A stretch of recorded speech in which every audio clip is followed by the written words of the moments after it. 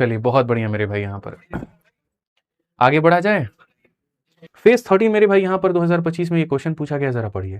यहाँ पर ये बड़ा प्यारा क्वेश्चन है ज्यामिति का कि सर समकोण त्रिभुज एबीसी में जिसका समकोण बी पर है, आपको एक समकोण त्रिभुज बनाना है और उसका जो समकोण है वो मेरे भाई यहाँ पर कहाँ पर है, तो बी पर है, ठीक है।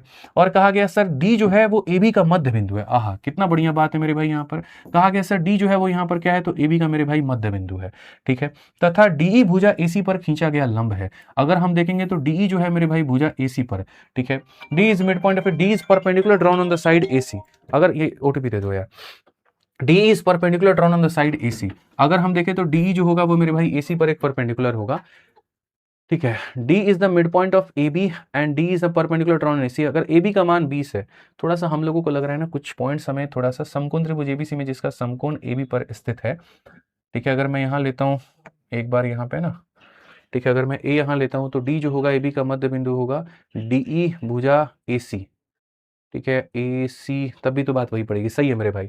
समकोण त्रिभुज एबीसी, समकोण त्रिभुज एबीसी, ठीक है, में जिसका समकोण बी पर है मेरे भाई, डी जो होगा ये क्या काम करेगा, मिड पॉइंट का मेरे भाई यहाँ पर काम करेगा। उसके बाद कहा गया डीई भुजा एसी पर, जो डी है ना ये एसी पर 90 डिग्री का कोण मेरे भाई बना रही है, तुम ऐसे मान करके चलो। यानी जो मैंने रेखा इसे सीधी तुमको दिखा रहा हूं, एक काम करो तुम इस रेखा को ऐसे मान लो, तब तुमको ज्यादा बेहतर होगा कि गुरुजी ये मिड पॉइंट का भी काम करेगा यहाँ पे, और साथ में यहाँ पर जो डी है वो एसी के ऊपर में भी क्या होगा, तो परपेंडिकुलर होगा। अगर ए बी का मान 20 है, अगर ए बी का मान 20 है तो यानी ये हो जाएगा 10 और ये हो जाएगा मेरे भाई यहाँ पर 10। बीसी का मान मेरे भाई यहाँ 15 है तो 15 हो जाएगा। ट्रायंगल एईडी का क्षेत्रफल पता करिए, एईडी का मेरे भाई क्षेत्रफल पता करिए। भाई क्षेत्रफल पता करने के लिए पहले तुम्हें इनके भुजाओं का ज्ञात होना चाहिए, समझ रहे हैं मिश्रा जी। जब तक लंब और आधार यानी परपेंडिकुलर और बेस नहीं पता होगा क्षेत्रफल नहीं बता सकते। कल भी मैंने आप लोगों को एक क्वेश्चन सिमिलैरिटी का करवाया था और आज भी एक क्वेश्चन में समरूपता यानी सिमिलैरिटी पर करा रहा हूं।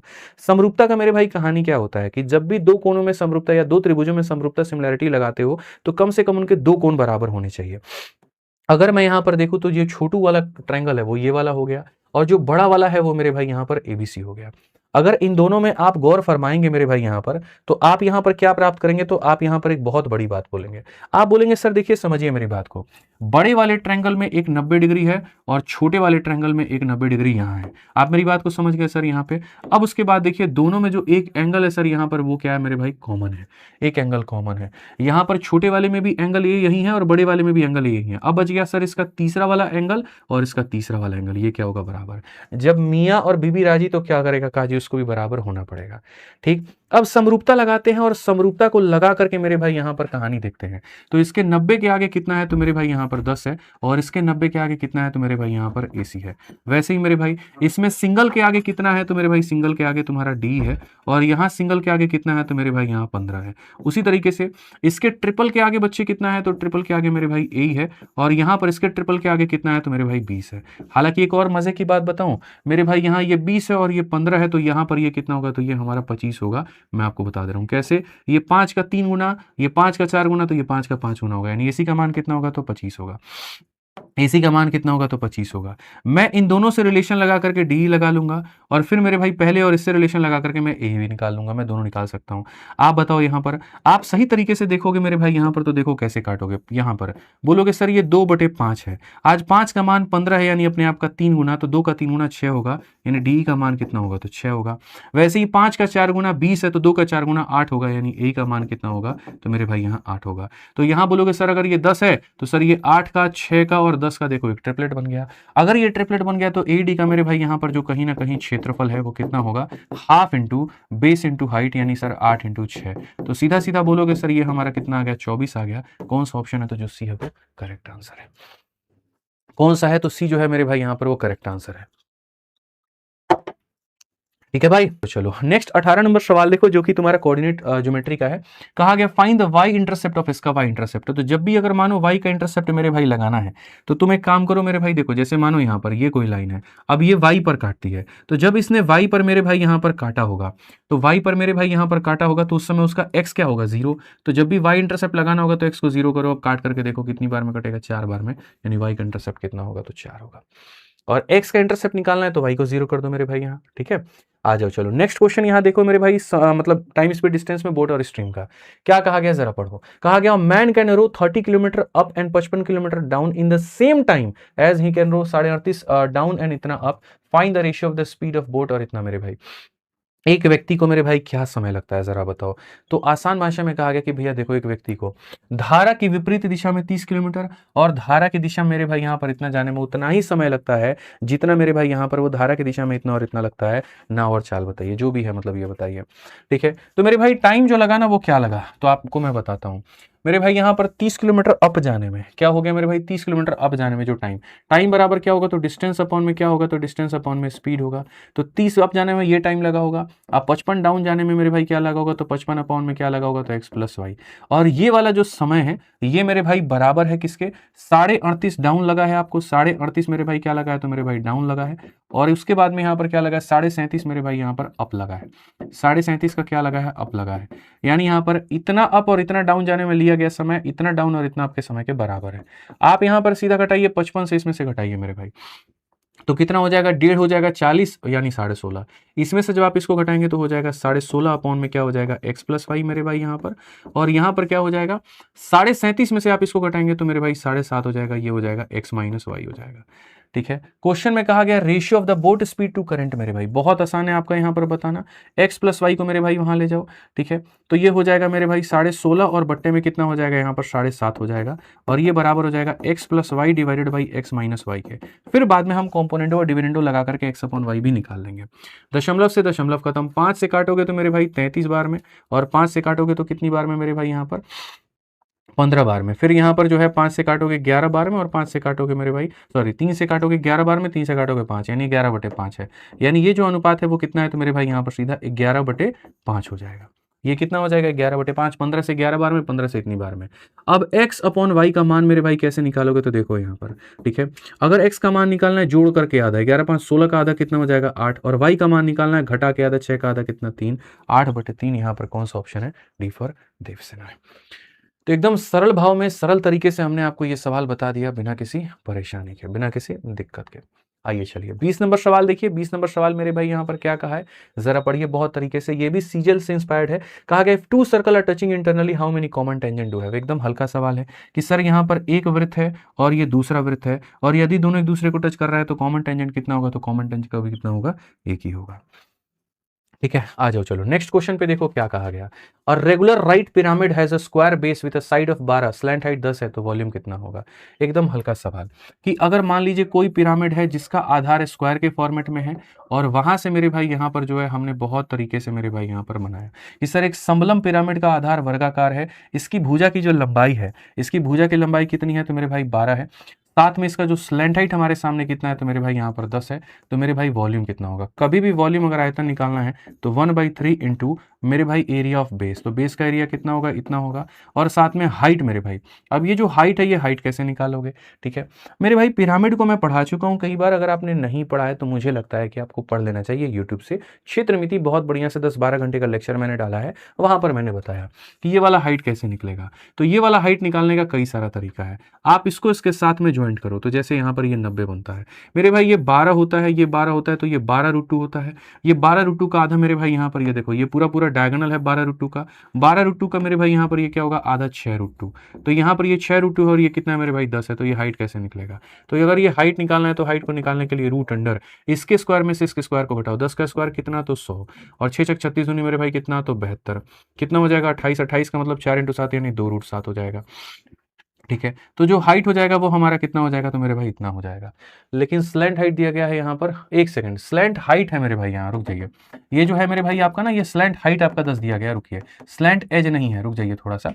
ये जो मेरे भाई 10 के बारे में दिया गया यहाँ पर, ये जो 10 है ये स्लैंट हाइट है, स्लैंट एज नहीं है। तो अगर स्लैंट हाइट है तो मेरे भाई देखो, ये वाली चीज को कहते हैं स्लैंट हाइट जो बीच में जोड़ती है, और ये वाली चीज को कहते हैं स्लैंट एज मेरे भाई। तो जो स्लैंट हाइट है यानी यहाँ पर ये वाली चीज आपकी दी गई है 10, अब ये पूरा है 12, तो ये कितना हो जाएगा, तो ये मेरे भाई 12 का आधा यानी हो जाएगा 6। यहाँ पे ये 10 है और ये 6 है, तो ये हाइट हमारी कितनी होगी, तो हाइट हमारी 8 होगी। तो हाइट हमारी कितनी होगी, तो 8 होगी। 3 से काटेंगे 4 बार में, ठीक है, 12 चुके 48 का 8 गुना मेरे भाई 8 8 64, और 6 5 में 8 चुके 32 और 6 38 384। ऑप्शन नंबर ए जो है आंसर है। तो बहुत तरीके से सवाल में था, ये भुजा का मान था, ये स्लैंट हाइट इसको कहते हैं और स्लैंट एज इसको कहते हैं। तो ये 10 था, तो ये 6, तो ये हमारा कितना होगा? 8 होगा। एकदम नॉर्मल नॉर्मल क्वेश्चन है, कहीं कोई दिक्कत की बात नहीं है। ठीक है, नेक्स्ट आ जाइए, नेक्स्ट क्वेश्चन चलिए मेरे भाई। 22 नंबर क्वेश्चन क्या कहा है? Sphere is completely contained with in a cylinder with the height and diameter of the cylinder matching the diameter of the sphere, given that volume of sphere is 36 pi, what is the volume of the vacant space inside cylinder. बहुत एक आसान सा question है। इस तरह एक गोला पूरी तरीके से एक बेलन के अंदर समाया हुआ है। अगर हम मेरे भाई यहां देखेंगे तो हम यहां पर कहेंगे सर ये एक बेलन है और इसके अंदर में कौन समाया हुआ है? तो इसके अंदर में मेरे भाई यहां पर एक गोला समाया हुआ है। कौन समाया हुआ है? तो गोला। एक गोला पूरी तरीके से बेलन के अंदर समाया है। बेलन की ऊंचाई और व्यास गोले के व्यास से मेल खाती है। ठीक है, यहां पर with the height and diameter of the cylinder matching the, इतना मतलब यहां पर हाइट और साथ में देखो क्या क्या मैच कर रहा है? Height and diameter of the cylinder matching the diameter of sphere. ठीक है, आप बहुत तरीके से समझिए कि सर आपको दो चीजें मैच करानी है। आप यहां पढ़िए, आपको हाइट भी मैच कराना है और क्या मैच कराना है? डायमीटर। तो साफ तौर पर कहा गया with the height and diameter of the cylinder matching the diameter of sphere. यानी इसका मतलब क्या होगा? इसका मतलब गोला सिर्फ इसी तरीके से मेरे भाई यहां पर होगा कि ये पूर्ण तरीके से इसके अंदर में मेरे भाई संलिग्ध होगा। ठीक है, यहां पर ऐसा मेरे भाई एकदम यहां पर होगा कि इसके बाहर जाएगा नहीं, मतलब ये जो गोला एकदम इसके मुंह पर जाकर के टच करेगा, एकदम ऊपर।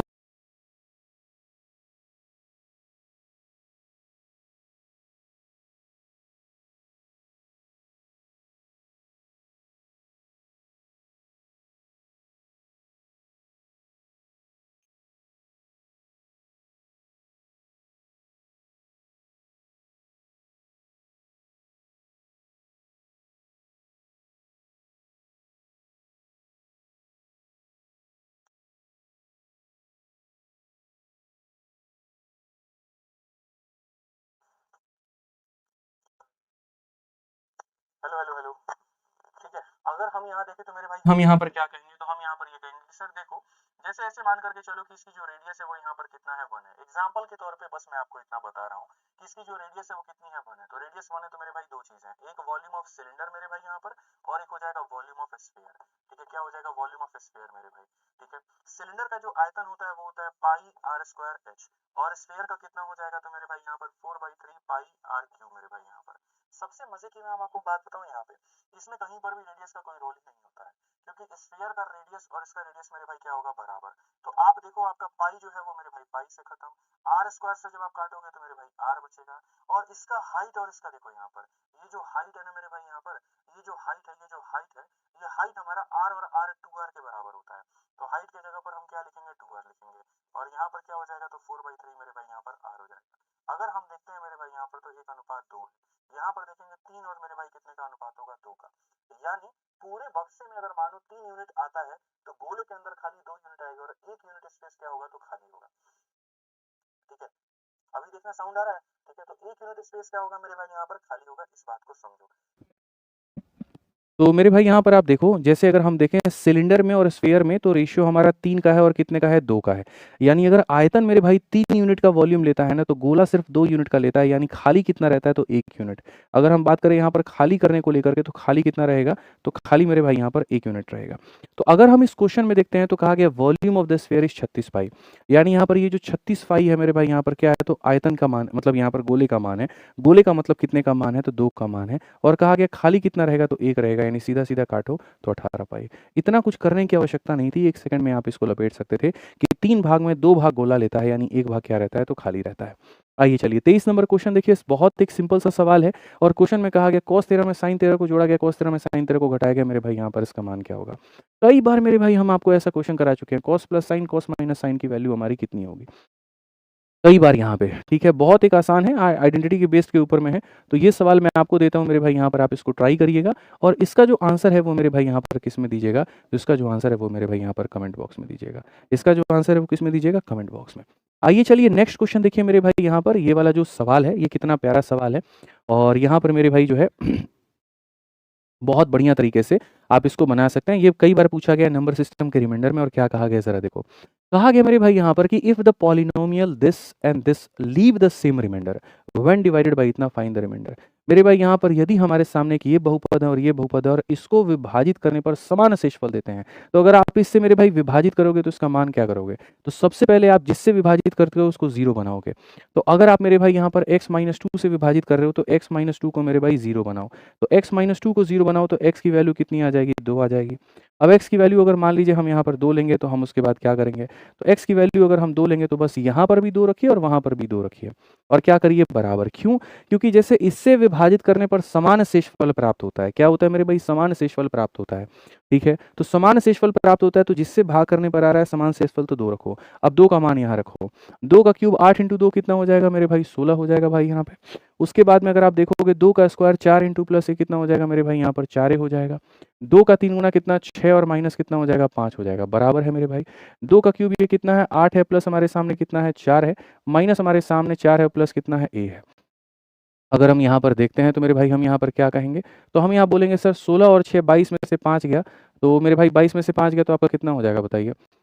22 में से मेरे भाई आपका 5 गया तो ये हो जाएगा 17, 17 में से 8 गया तो मेरे भाई यहाँ पर ये 9 हो जाएगा। फिर से 22 में से 5 गया तो मेरे भाई 17, 17 में से 8 गया तो 9 और साथ में यहाँ पर ये मेरे भाई 4 है और 4 में से 1 यहाँ पर हो जाएगा 3 है। ओवरऑल अगर हम देखें यहाँ पर तो हम कहेंगे सर 3 की वैल्यू हमारे सामने -9 है, तो a का मान हमारे सामने कितना होगा? तो माइनस का 3 होगा। अगर मेरे भाई a का मान -3 होगा तो हमें a नहीं बताना है। हमें मेरे भाई कहा गया यहाँ पर कि विभाजित करने पर जो समान शेषफल होता है, मतलब ये वाला भाग जो रिमाइंडर मेरे भाई आता है या ये वाला जो भाग रिमाइंडर आता है, तुम हमको वो रिमाइंडर का मेरे भाई नॉलेज बताओ रिमाइंडर कितना होगा? तो अगर a का मान -3 होगा तो यहाँ लिखोगे तुम 16, -3 का मेरे भाई यहाँ पर हो जाएगा 12 प्लस मेरे भाई 6 माइनस का 5। 16 में से 12 गया 4 प्लस 1 हमारा कितना हो जाएगा? 5 हो जाएगा। कौन सा ऑप्शन है? डी फॉर देवसेना है। डी फॉर क्या हो जाएगा मेरे भाई यहाँ पर? देवसेना है। ठीक है? आ जाइए चलिए अंतिम सवाल है, 25 सवाल है, 25 नंबर क्वेश्चन है और मैं आपको मेरे भाई बता दूं यहाँ पर कि जैसे अभी का जो पेपर आ रहा है उसमें थोड़े से ऐसे वाले क्वेश्चंस डाले जा रहे हैं, स्टेटमेंट वाले क्वेश्चंस मेरे भाई यहाँ पर डाले जा रहे हैं। ठीक है? और स्टेटमेंट वाले क्वेश्चंस में यहाँ पर क्या कहानी हो रही है कि जैसे कोई सवाल है, लंबे लंबे स्टेटमेंट्स मेरे भाई यहाँ पर दे दिया गया। ठीक है? और स्टेटमेंट्स देने के बाद में फिर वहाँ पर बोला गया कि बताइए कौन सही है, कौन गलत है और कौन किसका एकदम एग्जैक्ट उदाहरण है। तो अगर हम यहाँ पेज 13 को लेकर के देखें तो क्या कहा गया? Given below are two statements marked as assertion and reason, read and mark the correct option. Assertion क्या है? The product of any two consecutive natural number is always even. क्या दो लगातार के गिनती की संख्याओं को गुना करने पर हमेशा इवन आता है? जैसे यहाँ पर एक है कोई संख्या और दूसरी संख्या ये है, तो क्या ये इवन आएगा? या मानो 2 है और 3 को गुना करे, क्या ये इवन आएगा? या 3 है या ये 4 है, क्या ये इवन आएगा? तो जी हाँ, बिल्कुल मेरे भाई यहाँ पर ये हमेशा इवन आएगा। और उसके लिए कारण क्या दिया गया कि अगर n नाम की कोई एक नेचुरल नंबर है तो या तो n या n+1 must be divisible by 2। यानी जब भी तुम दो लगातार संख्या को लेते हो या तो पहली वाली मेरे भाई यहाँ पर इवन होगी या दूसरी वाली इवन होगी। तो बिल्कुल मेरे भाई, क्योंकि दो लगातार संख्याओं को लेने में एक ऑड होता है दूसरा इवन होता है, तो गारंटेड है कि ऑड को इवन से गुणा करो तो भी इवन आएगा या इवन को ऑड से गुणा करो तो भी इवन आएगा। तो दोनों सही हैं और यहाँ पर जो आर है वो इसका करेक्ट एक्सप्लेनेशन है, यानी कौन सा ऑप्शन आएगा? तो ए जो होगा बिल्कुल सही होगा। ये चलिए नेक्स्ट 15 से के बाद 16 नंबर सवाल देखिए, जो कि फिर से इंस्पायर्ड बाय सीजल 25 है। क्या कहा गया जरा पढ़िए। If the base of A prism is a regular hexagon of sides इतना, हाइट इतना, वॉल्यूम कितना होगा? सबसे पहली बात, मेरे पास में एक हेक्सागन है और यहाँ पर मेरे भाई हेक्सागन का जो बेस है वो क्या है? तो मतलब यहाँ एक हमारे पास प्रिज्म है और प्रिज्म का मेरे भाई जो बेस है वो कैसा है, किस आकार में है? तो मेरे भाई हेक्सागन के आकार में है और हमसे इसका आयतन कहा गया है, वॉल्यूम कहा गया है। और वॉल्यूम के लिए हमेशा मेरे भाई याद रखना क्या होता है? एरिया ऑफ बेस इनटू मेरे भाई यहाँ पर हाइट। ठीक है? कोई भी मेरे भाई अगर तुम्हारे सामने प्रिज्म है और उसका आयतन तुमको निकालना है, वॉल्यूम निकालना है, तो उसका वॉल्यूम को निकालने के लिए बेस के एरिया को हाइट से गुना करेंगे। बेस का एरिया, अब ये जो हेक्सागन होता है इसके बेस में पता है कितने इक्विलेटरल ट्रायंगल होते हैं? 6। तो 6 × √3/4 इंटू यहाँ साइड का स्क्वायर, और साइड तुम्हारे सामने कितना है? साइड 6 है मेरे भाई, तो यहाँ पर इतना हो जाएगा 6 × √3/4 इंटू इतना, और हाइट हमारे सामने मेरे भाई कितना है? तो हाइट हमारे सामने 10 है। अगर हम मेरे भाई यहाँ देखें तो मेरे भाई 2 से 2 बार में, 2 से 3 बार में, 2 से कितनी बार में? 3 बार में, 3 3 9 6 54 540 √3 मेरे भाई हमारा बिल्कुल सही उत्तर आएगा। मेरे भाई कौन सा ऑप्शन होगा? D for Devasena. कौन सा ऑप्शन होगा? तो डी फॉर देवसेना। बहुत आसान तरीके से आप इस सवाल को बना सकते हैं। ठीक है? एक क्वेश्चन है रेस का जो कि है आसान, और ये हम आपको मेरे भाई होमवर्क देंगे, आप इसको ट्राई करिएगा और देखते हैं यहाँ पर कौन इसको बना पाता है। इसका सही उत्तर कमेंट बॉक्स में पिन करिएगा, अगर नहीं बना तो अगला वाला सेट में मेरे भाई यहाँ पर जो है हम आपको करा देंगे। तो इसका आंसर आपको कहाँ देना है, कमेंट बॉक्स में देना है। और साथ में मैं आपको बता दूं, रेस एक छोटा टॉपिक है लेकिन विस्फोट बड़ा करता है, तो उसको आप एक बार यूट्यूब से कवर कर लीजिएगा, मैंने यूट्यूब पर पढ़ा रखा है। Race by Aditya Ranjan type करोगे, वीडियो तुरंत निकल करके आएगी और वहां से मेरे भाई बढ़िया से पढ़ पाओगे।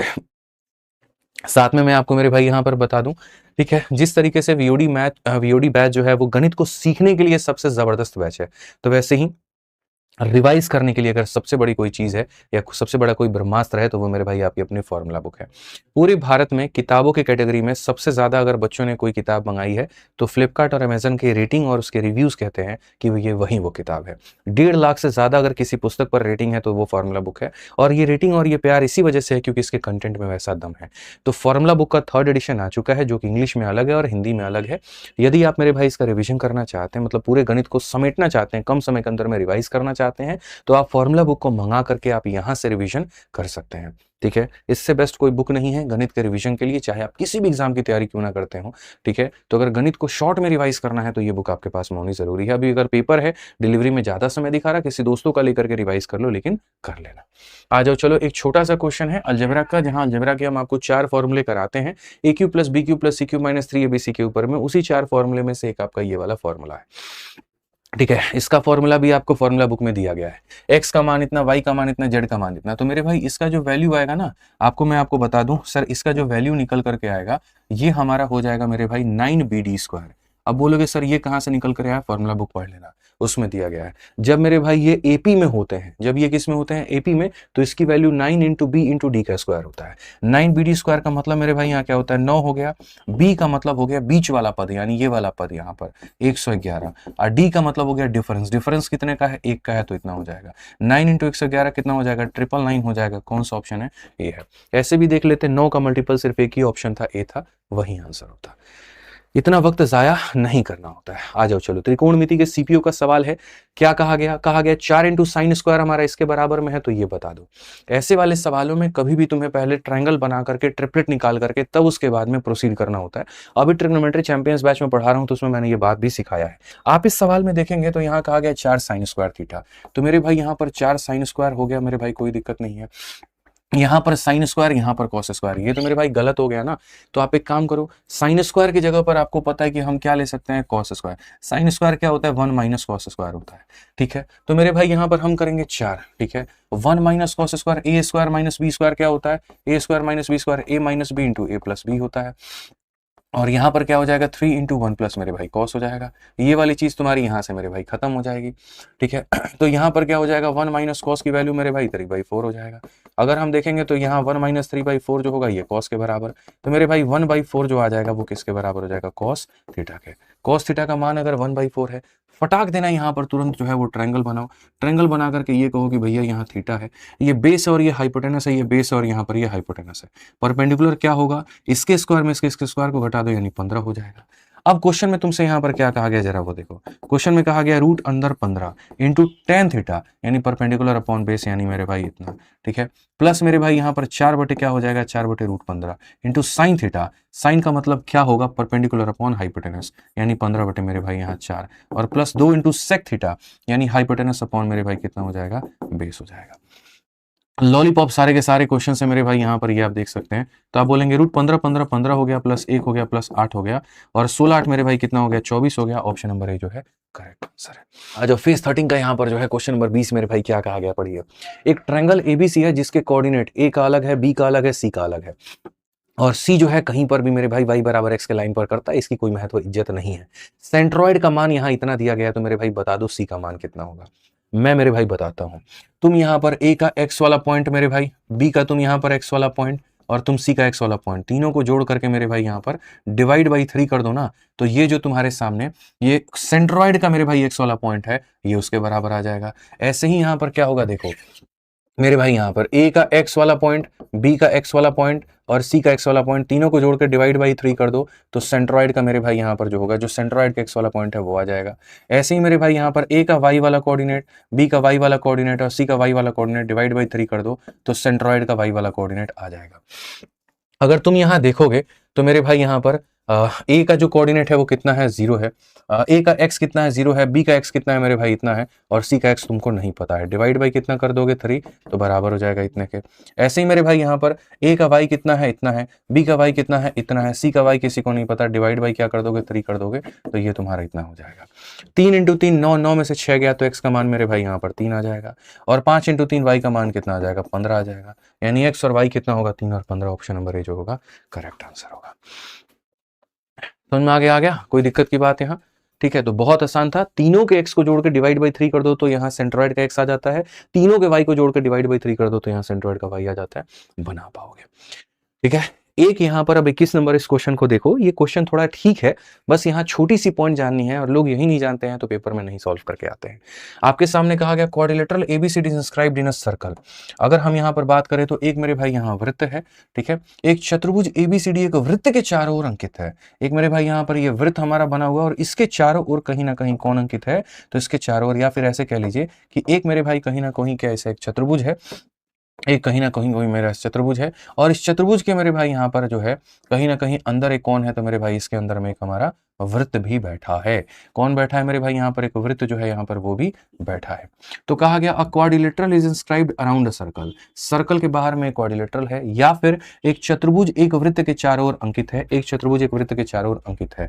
यहाँ पर इसके मेरे भाई भुजाओं के मान भी दिए गए हैं, वो देखिए। ए बी का मान हमारे सामने 10 दिया गया, बी सी का मान हमारे सामने 12 दिया गया, पूरा पूरा परिमाप हमारे सामने 40 दिया गया, और सी डी का मेरे भाई लंबाई पूछा है। मैं आपको एक बात कहता हूं, आप इसको सी मान लो और आप इसको डी मान लो, ठीक है। अब आपको एक बात बताएं, सर्कल की कहानी, सर्कल की कहानी है क्योंकि मेरे भाई जब भी एक सर्कल के बाहर एक क्वाड्रिलेटरल होता है तो अपोजिट साइड के जो सम होते हैं, यानी इन दोनों का जो योग होता है, यानी 10 प्लस सी का जो सम होता है वो बराबर होता है इन दोनों के सम के, यानी मेरे भाई 12 जमा किसके, तो 12 जमा डी के। यहाँ पे तो इससे तुम्हें यहाँ पर क्या पता चलता है, तो इससे पता चलता है सी और यहाँ डी लेकर के चले आओ तो 12 में से 10 गया तो 2 हो जाएगा, यानी सी माइनस डी की वैल्यू कितनी है, तो 2 है। ये पॉइंट नंबर 1 पता चला। पॉइंट नंबर 2 क्या पता चला, परिमाप 40 है, यानी चारों भुजाओं को जोड़ने पे 40 आएगा, यानी मेरे भाई 10 जमा 12 जमा सी जमा डी को मेरे भाई जोड़ने पे कितना आएगा, 40। तो अगर हम देखें 12 10 22 को ले जाकर के घटा दें तो सी प्लस डी का मेरे भाई मान कितना आ जाएगा, 18। 1000 बार तुम लोगों को पढ़ा रखे हैं, सी माइनस डी दिया हो सी प्लस डी दिया हो तो सी का मान निकालने के लिए, पहले वाले का मान निकालने के लिए जोड़ के आधा, 18 और 2 मेरे भाई 20 का आधा कितना हो जाएगा, 10। और डी का मान निकालने के लिए घटा के आधा, 18 में से 2 घटा दो 16 का आधा कितना, 8। तो तुमसे कहा गया मेरे भाई सी डी का मान बताओ, मतलब सी का मान बताओ कितना आएगा, 10 आएगा। ऑप्शन नंबर जो बी होगा वो करेक्ट आंसर। आ जाओ चलो 22 नंबर क्वेश्चन देखो क्या कहा गया। ये सवाल तुम बना दिए तो मेरे भाई यहाँ पर बता देना, बहुत ही बढ़िया सवाल है। और इसके अंदर में जो तुम्हारे सिमिलैरिटी का खूबसूरत से प्रयोग किया गया वो जब तुम देखोगे तो बोलोगे वाकई में गुरुजी स्वाद आ गया। आप क्वेश्चन को मेरे भाई देखो, एबीसी में क्या कहा गया, बोला गया सर देखिए आपके सामने एक त्रिभुज है एबीसी नाम का, तो आपने यहाँ पर कहा जी सर ये हमारे सामने एबीसी नाम का एक त्रिभुज हो गया। P is a point on AB such that P is a point on AB, तो ये मान लेते हैं यहाँ पर कि सर एबीसी में AB पर एक बिंदु P इस प्रकार है कि P से लेकर के B और P से लेकर के A का जो अनुपात है 3 और 4 है। P से लेकर के B हमारा 3 होगा, P से लेकर के A तक हमारा 4 होगा। PB और PA 3 और 4 है, और PQ जो है AC के समानांतर है। PQ मेरे भाई अब Q कहां पर लाएंगे, तो PQ AC के समानांतर होगा। यदि AR और QS मेरे भाई PQ is parallel to AC, तो मान लेते हैं यहाँ पर PQ जो होगा कुछ इस तरह की लाइन होगी और ये PQ हमारा AC के क्या होगा, तो समानांतर होगा। ठीक है, अब कहा गया यदि AR और QS PC के लंबवत है, if AR and QS are perpendicular to PC, मेरे भाई यहाँ पर AR हो गया और QS हो गया PC पर परपेंडिकुलर है। ये PC वाली लाइन हम ले लेते हैं, एक लाइन यहां से लेकर आते हैं और एक लाइन यहां से लेकर आते हैं और हम कहते हैं परपेंडिकुलर है। क्वेश्चन में कहा गया AR मेरे भाई यहाँ पर AR and QS are perpendicular to मेरे भाई यहाँ पर दीज टू PC, और QS का मान मेरे भाई 9 दिया गया। ये जो QS है मेरे भाई ना, ये QS का मान तुम्हारे सामने 9 दिया गया है। तो AR का मान हमसे पूछा जा रहा है कि AR का मान कितना होगा। बहुत बढ़िया सवाल है, एग्जामिनर ने तो अपनी तरफ से बढ़िया पूछने की कोशिश की है। अब हम लोग देखते हैं कि हम लोग इसको कैसे बनाएंगे। देखो मेरे भाई तुम्हारे सामने यहाँ पर ट्रायंगल है, और ट्रायंगल है तो तुम्हें चंद बातों को समझने की आवश्यकता है। समरूपता कहां पर लगाते हैं, जहां पर किसी भुजा का मान पता करना होता है, और समरूपता कहां लगाते हैं, जहां कम से कम 2 एंगल बराबर हो जाए। अगर तुम यहाँ पर इस वाले भाग को देखो, एग्जामिनर तुम्हें ये टुकड़ी दिखाना चाह रहा है, तुम इन टुकड़ियों को देखना, और इन टुकड़ियों को देखोगे तो तुम्हें स्वाद आ जाएगा। मैंने जैसे कहा क्यों आ जाएगा, क्योंकि मेरे भाई यहाँ पर ये वाली जो लाइन है तुम्हारे सामने, वो ये वाली लाइन के मेरे भाई कहीं ना कहीं पैरेलल है। तो पैरेलल है तो यहाँ पर ये ट्रांसवर्सल है, और मेरे भाई ट्रांसवर्सल है तो तुम्हें पता है ये वाला एंगल और ये वाला एंगल दोनों के दोनों क्या होंगे, बराबर, क्योंकि जो जेड बनता है ना तो जेड में यहाँ पर ये वाले एंगल्स हमेशा क्या होते हैं, बराबर होते हैं। तो पहला वाला अगर हम पॉइंट कहे तो ये दोनों एंगल बराबर होगा। दूसरा 90 में ये वाला कोण, ठीक है, ये बाहर वाला मेरे भाई यहाँ पर मिटा दो, ये वाला मिटा दो, इसकी जरूरत नहीं है यहाँ, ठीक है। अगर हम यहाँ देखें तो कहाँ गया भैया, एक सेकंड रुक जाओ, ये वाला सारे ये मिटाओ, यहाँ पे जितने छुटकू छुटकू हैं मेरे भाई यहाँ पे, ठीक है, यहाँ पे इसको एक सेकंड मिटा देते हैं और यहाँ बाहर वाले इसको भी मिटा देते हैं। ये वैल्यू कितनी है, 9 है। तो जैसा मैं आपसे क्या कह रहा हूँ, मैं आपसे मेरे भाई यहाँ पर ये कह रहा हूँ कि आप समझिए इस बात को कि जैसे यहाँ पर क्या हो गया, यहाँ पर ये वाला पॉइंट आप देखिए, यहाँ पर ये वाला जो लाइन है मेरे भाई ना, ये वाले इस लाइन के मेरे भाई क्या है, समानांतर है। तो अगर मेरे भाई समानांतर है यहाँ पर तो आप समझिएगा यहाँ पर इसका देखो ये वाला कोण इस वाले कोण के क्या है, बराबर। ये 90 है तो ये भी क्या हो जाएगा, 90। तो जब दो एंगल बराबर हो गए तो ये डेफिनेट है कि तीसरा वाला एंगल भी तीसरे वाले एंगल के क्या होगा, बराबर होगा। और जब तीनों एंगल बराबर हो जाएंगे तो समरूपता लगाने से दुनिया में कोई भी इंसान आपको नहीं रोक सकता। नहीं रोक सकता मतलब नहीं रोक सकता, मैं आपको बता रहा हूं। अब समरूपता आप लगाइएगा, लेकिन उस समरूपता के पहले एक और समरूपता लग जाती है, और वो समरूपता पता है कौन सी लगती है, जब आपको मेरे भाई पता होता है कि एक त्रिभुज है और ये रेखा मेरे भाई यहाँ पर इसके समानांतर है, यहाँ पर ये 2 और यहाँ 3 के अनुपात में, मतलब छोटी वाली 2 और ये 3 है, या यूं कह लीजिए छोटी वाली 2 और बड़ी वाली कितनी है, 5 है। तो अगर आपके सामने यहाँ पर ये पता हो जाता है कि सर यहाँ पर छोटा वाला 2 और बड़ा वाला 5 है, तो फिर ये 2 और ये 5 के अनुपात में, और फिर ये 2 और ये कितने के अनुपात में, 5 के अनुपात में। पता है आपको 2 और 5 का अनुपात ये है तो 2 और 5 का अनुपात रहेगा, 2 और 5 का अनुपात ये रहेगा। तो मेरे भाई बस यहाँ पर वही वाली कहानी आपके सामने है कि यहाँ छोटी वाली कितनी है, 3 है, और बड़ी वाली कितनी है, तो मेरे भाई 7 है। तो हम कहेंगे सर छोटा वाला 3 बड़ा वाला 7, ये भी छोटा वाला 3 बड़ा वाला 7, और सर ये भी छोटा वाला 3 और ये भी बड़ा वाला कितना, 7 मेरे भाई। अब लगा लीजिए समरूपता आपको जितनी लगानी है और अपने सवाल को हल कर लीजिए, देखते हैं कौन आपको रोक पाता है। ये दो त्रिभुजों में एक एक कोण यहां बराबर है, एक एक कोण यहां बराबर है, तीसरा भी बराबर होगा। आप यहां कहेंगे सर छोटे वाले में 90 के सामने कितना है, 3 है, और इसमें 90 के सामने कितना है गुरुजी, यहां पर 7 है। सर छोटे वाले में यहाँ ट्रिपल एंगल के सामने हमारे सामने कितना है, इसकी जरूरत नहीं है। आप यहां पर ये देखो छोटे वाले में ये सिंगल के सामने कितना है, तो 9 है। छोटे वाले में सिंगल के सामने कितना है, 9, और इसके सामने सिंगल के सामने कितना है मेरे भाई, यहाँ पर AR है। तुमसे मान किसका पूछा गया, AR का। अगर 3 का 3 गुना 9 है तो 7 का 3 गुना 21 होगा। बात खत्म, इतने बार का तुम्हारा ये सवाल था। क्या था इस क्वेश्चन में, मुझे तो यही समझ नहीं आया। अगर ये दो रेखाएं समानांतर हैं तो ये 3 और 7 के अनुपात में, ये भी 3 और 7 के अनुपात में, बस बात खत्म। अब मेरे भाई ऐसे मान के चलो 90 के सामने 3 है तो 90 के सामने 7 हो गया, तो छोटे के सामने 9 है तो इसके छोटे के सामने मेरे भाई यहाँ इसके छोटे के सामने क्या होगा, AR। 3 का 3 गुना तो 7 का 3 गुना कितना होगा, 21 इज द ब्यूटीफुल आंसर यहाँ पे, ठीक है। चलो आज IB के सिक्योरिटी असिस्टेंट जो कि 2025 में एक पेपर हुआ, जो कि कैलकुलेटिव पेपर माना गया था, उसका एक सवाल है, और कहा गया कि if the length of the side of a cuboid are A, B and C where the sum of the side is इतना, sum of their square is इतना, ठीक है, find square of sum of the side to ratio of total surface area to ratio of square of diagonal. 10 तरह की बातें, ठीक है। तो मैं आपसे यहाँ कहूंगा घनाभ की भुजाओं की लंबाई ABC है, जहां भुजाओं का योग हमारे सामने क्या दे रखा है, तो भुजाओं का मेरे भाई योग दे रखा है, जो कि कितना है, 15 है। उनके वर्गों का योग मेरे भाई यहां दे रखा है, सम ऑफ स्क्वायर ऑफ देयर, ठीक है, सम ऑफ देयर स्क्वायर। तो मेरे भाई वर्गों का योग हमारे सामने मेरे भाई कितना है, तो वर्गों का योग हमारे सामने 81 है, ठीक है, हमारे सामने ये भी दे रखा है। अब देखो उसके बाद में हमसे यहाँ पर क्या क्या कहा गया, जो जो कहा गया हम मेरे भाई यहाँ कैलकुलेट कर लेंगे, हमें कोई आपत्ति नहीं है। तो हमसे मेरे भाई यहाँ बोला गया पहले square of the sum of side, ठीक है, भुजाओं के योग का वर्ग, भुजाओं के योग, भुजाओं का तुम्हें क्या निकालना है, योग निकालना है, और इसका क्या करना है, तो मेरे भाई यहाँ पर वर्ग करना है। फिर उसके बाद total surface area, total surface area कितना हो जाएगा, तो मेरे भाई 2 टाइम्स ऑफ यहाँ पर AB प्लस BC और प्लस मेरे भाई टोटल सरफेस एरिया क्या हो जाएगा, एक सेकंड, टोटल सरफेस एरिया क्या हो जाएगा मेरे भाई, हाँ सही तो लिख रहा था मैं, ठीक है, टोटल सरफेस एरिया हमारे सामने यहाँ पर 2 times of AB plus BC plus AC हो जाएगा मेरे भाई।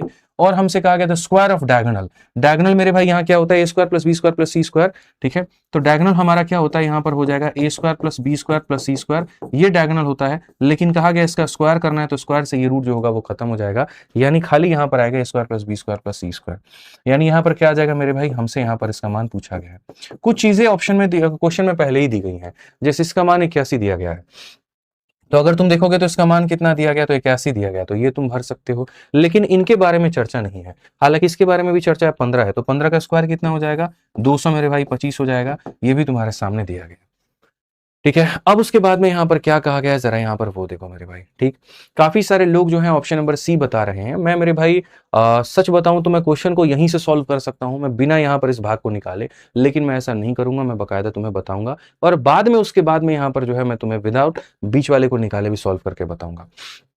ठीक है, पहले यहां पर देखो मेरे भाई, तुमसे A B B C S ही बोला है, क्या तुम भूल गए A plus B plus C का होल स्क्वायर। ठीक है, पहले मैं यहीं से लिख देता हूं, मेरे पास एक सेकंड मेथड भी अभी नहीं बताऊंगा। क्या तुम भूल गए A plus B plus C का होल स्क्वायर। याद करो वो दिन जो आज से 1000 साल पहले हम तुम्हें पढ़ाया करते थे कि यार ए प्लस बी प्लस सी का होल स्क्वायर कुछ इस प्रकार से होता है, और तुम्हें ये नहीं भूलना होता कि A plus B plus C का whole square A square plus B square plus C square, और प्लस मेरे भाई यहाँ 2 टाइम्स ऑफ ए बी जमा बी सी जमा कितना हो जाता है, ए सी हो जाता है। ठीक है, a प्लस बी प्लस सी मेरे भाई कितना 15, 15 का स्क्वायर कितना हो जाएगा 225 हो जाएगा, इसकी वैल्यू कितनी हो जाएगी 81 हो जाएगी, और ये पूरा का मान पता करना है तो मैं इसे k बोल दूंगा मेरे भाई। 5 से 1 तुम्हारा 4, 22 से 8 मेरे भाई कितना हो जाएगा 14, ये तुम्हारा k के बराबर है। यानी यहाँ पर इसकी वैल्यू कितनी है तो मेरे भाई 144 है, और जब इसकी वैल्यू तुम्हारी 144 है तो उसके बाद में तुम 9 से काटोगे, तो 9 से काटोगे तो 25 बार में, 9 से काटोगे तो 16 बार में, 9 से काटोगे तो 9 बार में, 25, 16 और 9, यानी ऑप्शन नंबर ए जो है वो करेक्ट आएगा। मेरे भाई तुमने गधे वाला काम किया और तुमसे बड़ा मूर्ख कोई नहीं है, ये मैं तुम्हें ये बात कहता हूं, अगर तुमने इस तरीके से बनाया है तो। ठीक है, कि ये वाला पार्ट क्वेश्चन से उठाया, ये वाला पार्ट क्वेश्चन से उठाया, इसको तुमने पहले बकायदा सॉल्व किया तब किया। अरे तुम्हें करने की जरूरत क्या थी मुझे तुम ये बताना।